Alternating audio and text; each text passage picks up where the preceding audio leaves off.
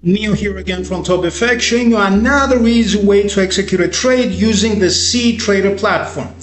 Now, another way would be from the left where the asset list is located. I can either go through the subcategories or use the search tab, which I'm gonna do again this time.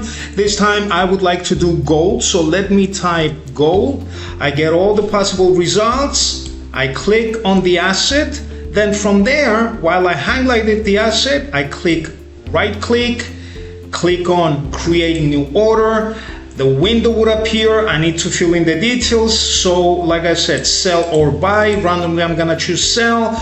Again, I need to decide the size of the contract, 0.5. Again, if I wanna incorporate stop loss and take profit, I click on the boxes and click place order. And this is it. I just executed a trade with the easiest way possible. Thank you for watching. See you on the next video. Bye-bye.